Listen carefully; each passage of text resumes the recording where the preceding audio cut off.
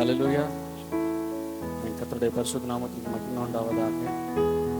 இந்த இடத்துல எங்களை சாட்சியாக நிறுத்தின தேவாதி தேவனை நாங்கள் ஸ்தோத்திரிக்கிறோம். என்னுடைய முதல்ல நான் சொல்கிறேன், எங்கள் வீடு வந்து அருமனை முன்னாடி வந்து இருக்குது. முதல்ல வந்து ஊழியத்திற்கு அப்படின்னு சொல்லிட்டுலாம் லைஃப் இல்லை. வேலைக்கு போகணும் அப்படிங்கிற ஒரு இதில் தான் பிபிஏ எம்பிஏ எல்லாம் முடிச்சுட்டு அட்மினிஸ்ட்ரேட்டிவ் ஆஃபீஸராக கோயம்புத்தூரில் வேலைக்கு போகணுன்னு இருக்கும்போது தான் கர்த்தர் வந்து என்ன முதல்ல ஊழியத்துக்கு அழைச்சார். ஊழியத்துக்கு அழைக்கும் போது என் கையில் எதுவுமே இல்லை. தம்பி வந்து ஆண்டவருக்குள்ளே இல்லை, ரொம்ப ஆண்டவரை விட்டு தூரமாக இருந்தான், ட்ரிங்க் பண்ணி அந்த மாதிரி. எங்கள் அப்பா வந்து நான் 9th படிக்கும்போது இறந்து போயிட்டாங்க. ஸோ ஃபேமிலி அதுக்கப்புறம் அடுத்த ஒரு ஸ்டெப்பு கொண்டு போகணும் அப்படிங்கிற இடத்துல இருக்கும்போது தான் ஆண்டவர் வந்து ஊழியத்துக்கு அழைச்சார்.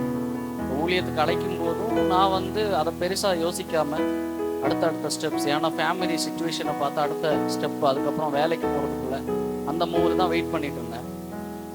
அப்போது அந்த வேலை ஒன்று ரெடி ஆச்சு. கோயம்புத்தூர் போகணும். கொரோனாவோட செகண்ட் வேவ் போயிட்டு இருந்துச்சு. இப்போ நான் வெயிட் பண்ணிகிட்டே இருக்கிறேன். அந்த வேவ் முடித்த உடனே அங்கே வந்து ஹாஸ்பிட்டலில் மேனேஜராக நம்ம வந்து ஜாயின் பண்ணிக்கலாம் அந்த மாதிரி. அப்படி இருக்கும்போது ஆண்டவர் வந்து ஊழியத்துக்கு அழைக்க ஆரம்பித்தார். அப்படி தட்டி போயிட்டே இருந்துச்சு. ஒரு நாள் ரொம்ப 2-3 ஊழியக்காரங்களை வச்சு ஆண்டவர் டைரெக்டாகவே பேச ஆரம்பித்தார். அப்படி இருக்கும்போது சரி ஓகே, ஆண்டவருக்கு ஊழியத்துக்கு நம்ம வந்து சரி எப்படியோ, ஏன்னா எனக்கு நல்லாவே தெரியும் ஆண்டவர் வந்து நினச்சா நம்ம இறங்கித்தான் ஆகணும், வேற வழியே இல்லைன்னு எனக்கு நல்லாவே தெரியும். அவர் வந்து அன்பான தேவன், அது மட்டும் இல்லை சிக்ஷிக்கிற தேவனுங்கிறது எனக்கு நல்லாவே தெரியும். சரி ஓகேன்னு சொல்லிட்டு ஆண்டவர் மேலே பாரத்தை போட்டுட்டு எதுவுமே இல்லை. எனக்கு வெறும் எம்டி ஹேண்ட், லைக் யாக்கோபு எப்படி ஒரு எம்டி ஹேண்டடாக நின்னானோ அது மாதிரி தான் நான் நின்னேன். என்னுடைய சாட்சியை பார்க்கும்போது எதுவுமே இல்லை, குடும்பம் இல்லை, வீடு இல்லை, ஒரு நல்ல ஆசீர்வாதமாக எதுவுமே இல்லை. ஆனாலும் ஏசப்பா உம்மை நம்பி தான் நான் இறங்குறேன்னு சொல்லிட்டு, உங்களுக்கு தெரியும் நினைக்கிற வானத்தின் வாசல் சொல்லிட்டு ஒரு சபை இருக்குங்க, இந்த பக்கம் தான் ரயில்வே கேட் பக்கம். அங்கே இருந்து தான் ஆண்டவர் வந்து பேச ஆரம்பித்தார். அங்கே கீபோர்ட் ப்ளே பண்ணக்கு நான் போயிருந்தேன்.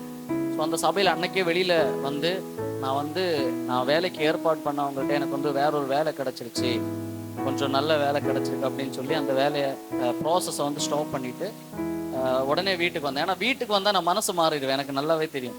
அதனால் அங்கே இருந்தே அந்த விஷயத்த முடிச்சுட்டு வீட்டுக்கு வந்துட்டு அப்புறமா வந்து சரி இனி இதை ப்ராப்பராக எப்படி பண்ணலாம். அப்போ எனக்கு வந்து ஐ திங்க் 24 years ஓல்டுன்னு நினைக்கிறேன், 24 வயசு. சரி இது இனி ஊழியத்துக்கு போகணும், எப்படி நம்ம பண்ணலாம் அப்படின்னு சொல்லிட்டு பைபிள் காலேஜ் படிக்கலாம் அப்படின்னு சொல்லி கொல்லத்தில் வந்து ஒரு பைபிள் காலேஜில் 3 வருஷம் மாஸ்டர் ஆஃப் டிவினிட்டி பண்ணேன். பண்ணிட்டு வெளியில் வந்ததும் மதுரையில் எங்கள் ஒரு மாமாவோட சர்ச் காரைக்குடி, அதுவும் இதே மாதிரி ஒரு கிராமம் தான், அங்கே வந்து ஒரு 6 மாதம் அசிஸ்டண்டாக ஊழியம் பண்ண கற்றுக்க செய்தேன். அந்த டைமில் அதே மாதிரி நான் பைபிள் காலேஜ் படித்து ஒரு 2nd year படிக்கும்போது ஆண்டவர் வந்து தம்பியை வந்து சந்திச்சார். அவனை வந்து ஆண்டவருக்குள்ளே வர வச்சு சிட்டு பாஸ்டர் அப்படி தான் கான்டாக்ட் ஆனார்.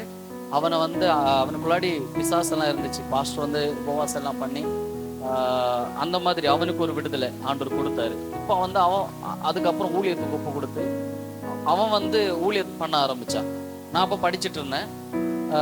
படித்து முடித்ததும் இந்த மாதிரி 6 மாதம் அசிஸ்டன்ட் பாஸ்டராக இருந்துட்டு வீடு ரெடி பண்ணலாம், மேரேஜ். ஆனால் அப்போ எனக்கு 20 years ஓல்டு, 28 வருஷம் வயசாக தொடங்குச்சு. அப்போது சரி ஓகே இனி அடுத்து வீடு வைக்கணும் அப்படின்னு சொல்லி வீடு வைக்கிற ப்ராசஸ் போயிட்டு இருக்கும்போது அப்படி மேரேஜோட விஷயங்கள் ரெடி ஆச்சு.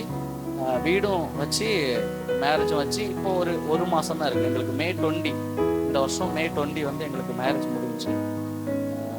இப்போது இந்த தரிசனம் வந்து நான் 6 மாதம் ஊழியத்துக்கு இருக்கும்போது ஒசூர் பட்டணத்துக்கு பக்கத்தில் வந்து ஊழியம் அந்த ஏரியா, அந்த கிருஷ்ணகிரி மாவட்டம் வந்து ஆண்டவனுக்கு தாகத்தை ஏற்படுத்தினேன். அப்போது அது இன்னும் நிறைய விஷயங்களை வச்சு நான் கன்ஃபார்ம் பண்ணேன்.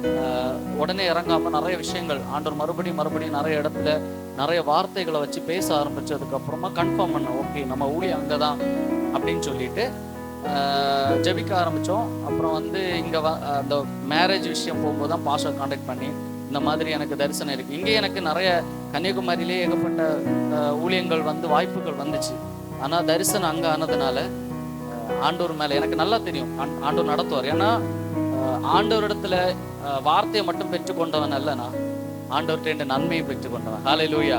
அதனால எனக்கு தீர்க்கமா தெரியும், அவர் என்ன ஒரு இடத்துல அனுப்புறாரு அப்படின்னா எனக்கு முன்னாடி அவர் போயிட்டாருன்னு எனக்கு தெரியும். இன்னைக்கு அருமையா எங்களை 2 பேரையும், அவங்களும் ஒரு மிஷினரி தான், அவங்க சாப்பிட்டா, அவங்க வந்து மலையாளி, தமிழ் தெரியாது, மலையாளத்துல பேசுவாங்க. அவங்களுடைய சின்ன சாட்சியை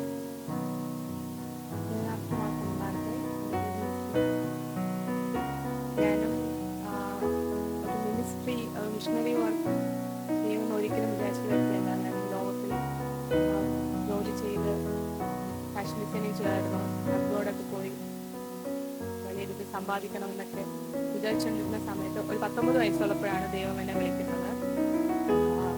അത് ആ സമയത്ത് ഒരു ഓപ്പർച്യൂണിറ്റി കിട്ടി. 2 വർഷം ഉഗാണ്ടയിൽ, ആഫ്രിക്കയിൽ ഉഗാണ്ട എന്ന് പറഞ്ഞ സ്ഥലത്ത് ദൈവവേല ചെയ്യാൻ ദൈവം കൃപ തന്നു. ഒരു ഗ്രാമപ്രദേശത്ത് കറണ്ടില്ല, വെള്ളമില്ല. കൂടെ വന്നവരെല്ലാവരും തിരിച്ചോടി. പക്ഷേ ദൈവത്തിൽ ഒത്തിരി, ദൈവത്തിന്റെ കൃപ, ഒരുപാട് ദൈവത്തിന്റെ സ്നേഹം രുചിച്ചറിഞ്ഞ വർഷങ്ങളായിരുന്നു അത്. അപ്പോൾ ഭയങ്കര ആഗ്രഹം, ദൈവത്തെ അറിയാത്ത ആൾക്കാരുടെ ഇടയിൽ പോകണം, അവർക്കിടയിൽ സുവിശേഷ വേല ചെയ്യണം എന്നുള്ളത് വളരെ ഒരു ദാഹമായി തീർന്നു. 2 വർഷത്തെ മിനിസ്ട്രി വർക്ക് കഴിഞ്ഞ് തിരിച്ച് നാട്ടിലെത്തിയ സമയത്ത് ദൈവം എനിക്കൊരു ദർശനം തന്നു. എൻ്റെ വിവാഹത്തെ പറ്റി വീട്ടിൽ പ്രോസസ്സിങ് നടന്നുകൊണ്ടിരുന്ന സമയത്ത് ദൈവം എനിക്കൊരു ദർശനം തന്നു. തമിഴ്നാട്ടിൽ നിന്നാണ് എനിക്ക് വരാൻ പോകുന്ന പയ്യൻ. 1.5 വർഷം നീ വെയിറ്റ് ചെയ്യണം, പ്രാർത്ഥിക്കണം എന്നായിരുന്നു എനിക്ക് ദർശനം.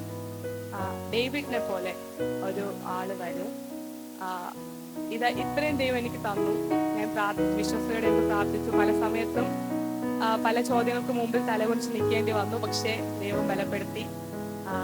1.5 വർഷം തികയുന്നതിന് ഒരു 17 ദിവസം കിടക്കുമ്പോൾ ഈ അലയൻസ് വന്നു.